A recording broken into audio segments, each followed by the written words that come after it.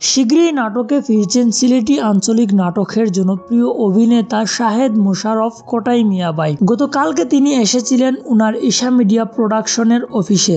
এখানে আসার পর ওনারা একটা লাইভ করেছিলেন, আর এই লাইভের মাধ্যমে আমরা জানতে পারি তিনি খুবই শীঘ্রই সিলেটি আঞ্চলিক নাটকে ফিরছেন। বিগত প্রায় 1 মাস থেকে 1.5 মাস ধরে তিনি খুব বেশি অসুস্থ ছিলেন, আর এই অসুস্থ থাকাকালীন সময়ে তিনি কোনো নাটকে কাজ করতে পারেননি, যার জন্য তিনি সিলেটি নাটককে খুব বেশি মিস করতেছিলেন। তবে ফাইনালি সেই দিনটা চলেই এসেছে, যেই দিনে তিনি আবারও সিলেটি নাটকে ফিরে আসছেন এবং তিনি ওনার দর্শকদেরকে নতুন নতুন ওনার হাতে করা সিলেটি নাটক উপহার দিতে চলেছেন। গতকালকে উনি এসেছিলেন ওনার ঈশা মিডিয়া প্রোডাকশনে। ওনার সঙ্গী সাথী যারা রয়েছেন ঈশা মিডিয়া প্রোডাকশনের যতজন মেম্বার, ওনাদের সাথে দেখা করতে ওনার অফিসে এসে তিনি উল্লেখ করেন ওনার যতজন মেম্বার রয়েছেন ঈশা মিডিয়া প্রোডাকশনের, ওনাদেরকে উনি শুধুমাত্র ঈশা মিডিয়া প্রোডাকশনের মেম্বারই মনে করেন না, তিনি মনে করেন ওনারা হচ্ছেন ওনার ফ্যামিলি। আর এই ফ্যামিলির মানুষদের সাথে দেখা করতে তিনি ঈশা মিডিয়া প্রোডাকশনে এসেছেন। কোটাই মিয়া আরো উল্লেখ করেন তিনি যখন ওনার